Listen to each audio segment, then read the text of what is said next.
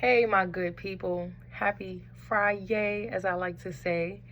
And happy World Mental Health Day. I know it's been a hot minute since I have produced some content on my YouTube channel. Life been life in just a wee bit. Just a wee bit. However, a lot of good things have been going on as well. I've been pretty busy, but very productive. And so I'm very grateful. Had my first magazine feature with Connected Woman, and a lot of other things that are in the works that I'm looking forward to sharing with you all and with the world. And so I just want to say thank you to all of you who have taken the time to watch my channel. And please know that I feel honored to be able to even hold space for you. People did it for me. And so I believe in sharing the wealth, whether that means through information, resources, or just simply just holding space. I think we all can use that right now. And with it being specifically World Mental Health Day, just like I said when I posted on my LinkedIn a little bit ago, mental health matters all the time, every moment of the day, every day of the week, every week of the month, every month of the year. And so not just today, but I do think that it helps and it matters to be able to have a day that we, together can acknowledge and reflect on things such as mental health and where we are with our mental health, why it's important to us, and if there be things that we can take action on to be better, to feel better, then it's a good time to reflect. And so I hope that this video on today finds you well. And if it doesn't, please know that it is totally okay to not be okay. Okay? I'm just saying. And so with it being World Mental Health Day, I thought today might be a really great time to try to capture a few things as it pertains to mental health. I did a little talk maybe a month or so ago, and I called it Mind Your Mind. And so I want to capture it a little bit and share a few things with you when it comes to doing that. When I think of minding your mind, I think of protection. I think of noticing, paying attention to, right? Our thoughts. The thing is, the mind is designed to protect us. Sometimes in protecting us, though, it, wants to kind of control things a bit. And so that may show up as anxious thoughts, right? And so because our brain wants to keep us safe, it may sometimes, especially those of us who may struggle with anxiety a bit, it may try to foresee what may happen in the future, right? It may think of every which way a situation can go, so that we can be more prepared. And sometimes that actually triggers our anxiety to become worse. And so, while we appreciate the fact that our brain is designed to protect us, we also can take notice of those thoughts and things that may come into our mind and affect the way we feel and the way we behave. We can take notice of those things and ask ourselves whether it's something that's actually serving us in real time, or whether it's something that's actually causing us more detriment, more distress, more pain, right? And so that's what I mean when I say mind your mind. Pay attention to your thoughts. Pay attention to how you feel. One of the things I mentioned in a talk I did earlier, shout out to Black female therapists. They had what they called a reset hotline where people could call in, and they featured some of us, myself included, as a therapist to talk about different topics. And my topic was boundaries, burnout and boundaries. And one of the things I mentioned there, and I think it's important for people to know, right? So the initial thoughts and feelings that we have, we may not necessarily be able to control. I can say even for myself, sometimes random thoughts that just makes no sense will pop into my mind. I'm like, where did you even come from? Right? So we all experience that in some form or another. And even sometimes emotionally, we get triggered and we don't know why, right? And so I want to acknowledge that sometimes those things do come up for us and we can't necessarily control them initially, but we can absolutely control how long we decide they're going to stay. Emotionally speaking, science and research says that usually emotions tend to pan out for about 90 seconds. And so what that tells me is that for 90 seconds, I might struggle a little bit with an emotion, right? However, after that 90 seconds, we can decide and choose which direction to go next. We don't have to let that intense emotion, especially if it's an emotion that feels so discomforting to us, it's distressing, it's causing us more pain. We can decide whether we're going to let it stay or if we're going to do something about it so that, you know, we can lessen that distress in a healthy way. That's my encouragement. In a healthy way. Let me be clear. And so I just want to empower you all to be mindful of that, right? You know, I talk to clients all the time about what we can control and what we can't control. The biggest thing and the most important thing that we can control, and really kind of the only thing we can control, is ourselves, our reactions, our responses, etc. So using the same point that I was making earlier, those initial thoughts, those initial feelings, you know, may come to us and we may not be able to necessarily control them right away. But we can absolutely, let me say that again, control if we're going to let them stay. Okay? I told, you know, someone recently, we can treat our thoughts like a person. Okay? We don't have to give them a couch, a pillow, a cup of tea. We can acknowledge them. Hello, I see you. And we can say, okay, now it's time for you to go. I appreciate the fact that you came. Now it's time for you to go. Okay? And so, you know, these are just some kind of, you know, skills and techniques that I think has really been helpful to people when I talk to them. But just some other things to think about when it comes to minding your mind, right? So when I think about, you know, being mindful, being aware and that kind of thing, I think of like ways that we can further protect ourselves, right? Not leaving it just to our brains to figure it out, but knowing that we have control over our brains. We have control over our thoughts and that kind of thing. And so sometimes it helps to, you know, a lot of the clients I work with, you know, we process sometimes like fears, things that may come up for them that's a fear of theirs, right? Especially because one of my specialties is anxiety. And so naturally fears come up a lot. And so being able to even talk to your fears like a person, you know, and ask it, you know, how likely is this going to play out for me? How likely is my fear going to actually happen? My worst fear, how likely is it that it's going to happen? Is it going to be, are you going to be a concern for me a week from now, a month from now, right? A year from now? And if that is the case, because it might be, what can I actually do about that, right? What do I have control over in regards to that fear, that concern? And I think it's also important on that in the realm of whether you can control it or not, right? Me worrying about it constantly isn't going to actually do anything. It's actually not going to change the situation at all, especially if it's a situation that I don't have control over. So again, this goes back to the brain built to and designed to protect us. The brain will convince us that, let me just like think about this, because if I think about it over and over and over, then that may actually make a difference in the situation.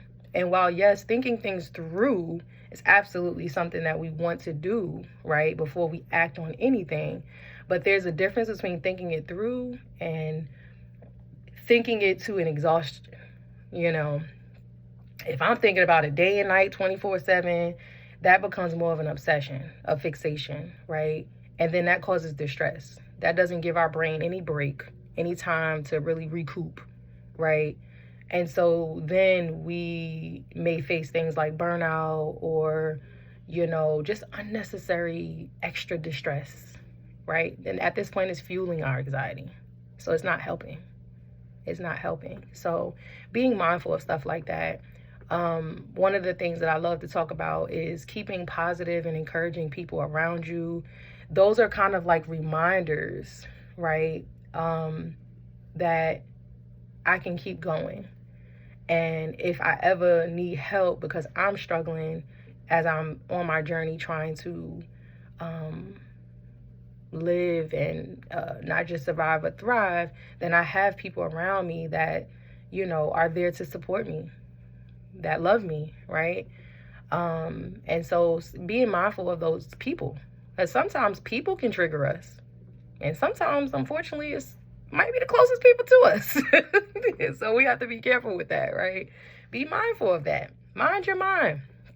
Pay attention to how you feel and the way you think when you're around certain people. It's important. I'm very big on visuals. I believe strongly in affirmations and not just in knowing them, but actually having them around me physically. I tell people often about how, especially when we're triggered into a state of, being upset, anxious, angry, and the list goes on. A lot of time that prefrontal cortex, right, that front part of the brain that helps us to think, to rationalize, and that kind of thing kind of shuts off. And that amygdala, that emotional mind, as we say, kind of kicks into high gear, right? And so a lot of times that happens when we're triggered, when we're highly upset, we're not as emotionally regulated. And so I tell people sometimes those are moments where we hope that we will remember what we talked about in therapy. We hope that we will remember that good old scripture, that good old quote, that thing somebody said that just kept us going. But a lot of times in that state, we're too heightened in our emotions to remember any of that stuff. I'm a whole therapist and I experience it, okay? And so that's why I believe in having those visuals around to be gentle reminders to us, that, everything's going to be okay. That not only can I do hard things, I've done hard things.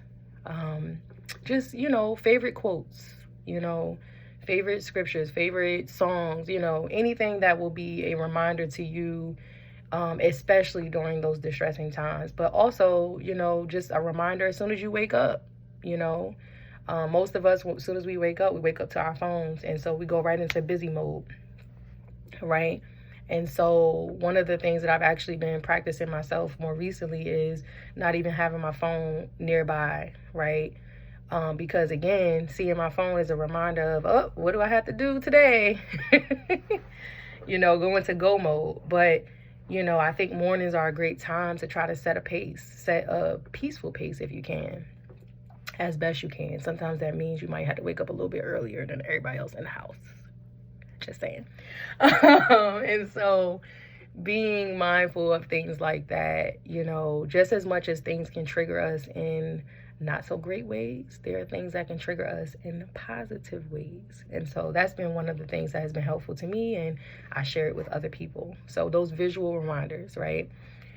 Sometimes for people it's not necessarily words. I'm big on words, but for some people the visual are like, maybe it's a picture of the beach, your favorite place, something that evokes positive, thoughts and just makes you feel real good.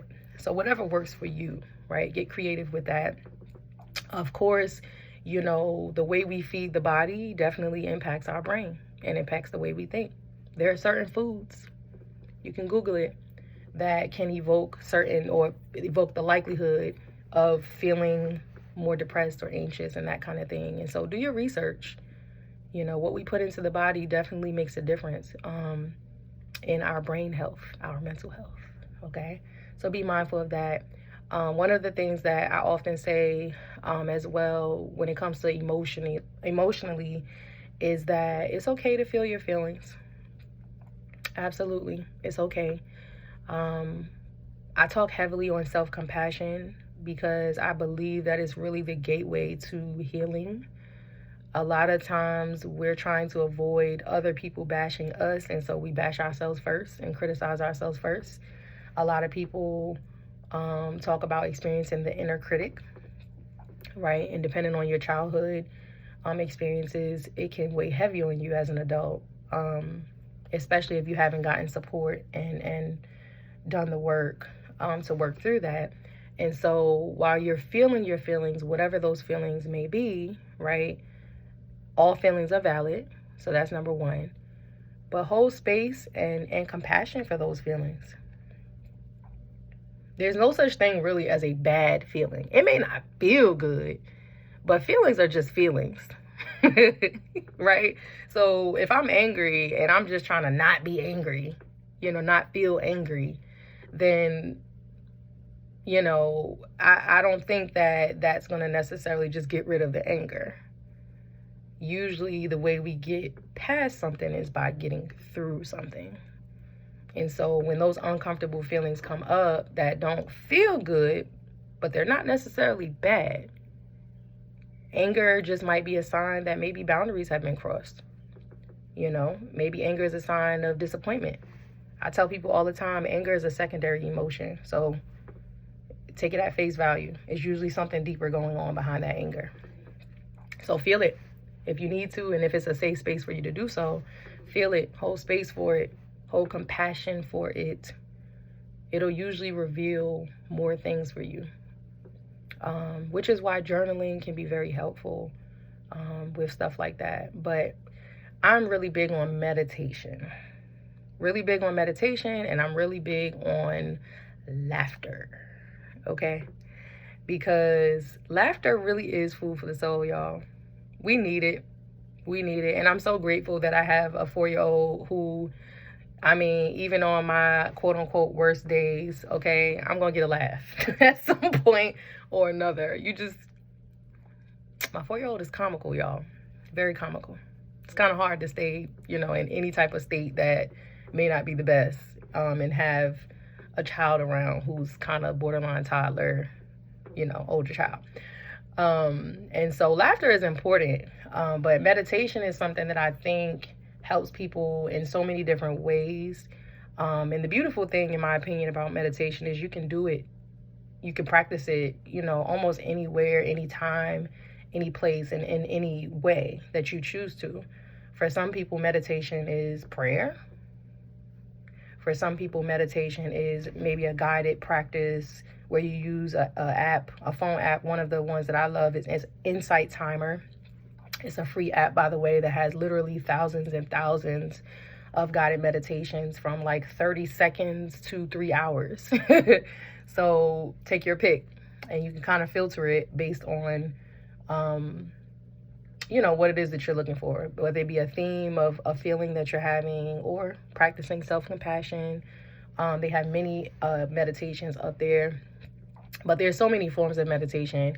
Even, I tell people deep breathing. You can literally do that anywhere, okay? If I'm in the middle of a conversation and I feel like I might be a little bit triggered and I want to slow down the process of the conversation, I will take some deep breaths. I surely will. Do what I have to do, okay? If you're at work feeling some distress, usually doesn't hurt anything to be able to peel away for a moment, do some deep breathing. If you have an Apple Watch like me, there's actually a feature up there, I think it's called mindfulness, where it can remind you to drink water or breathe for 60 seconds. And so that's a form of meditation.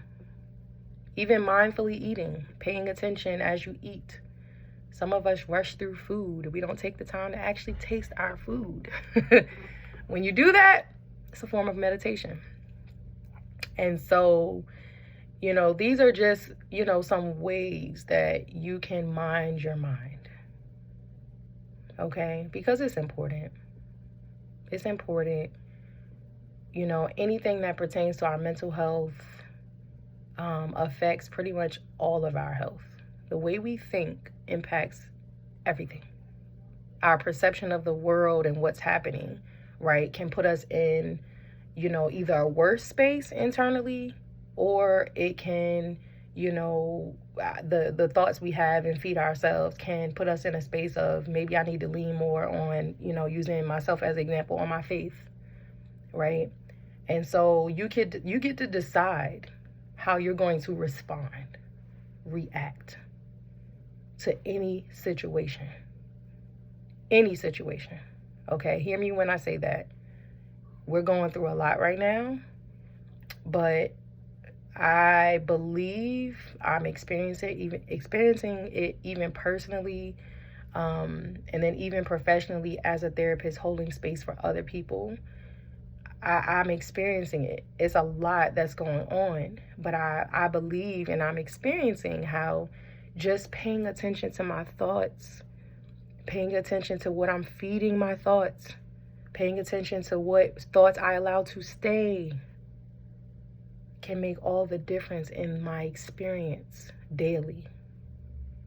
So I just want to encourage you all to mind your mind. Be mindful of your mind. Take care of your mind. Okay? I hope that this message inspires you all in some way, to be gentle with yourself, to take good care of yourselves. And when we do that, we can help take care of others. Be well.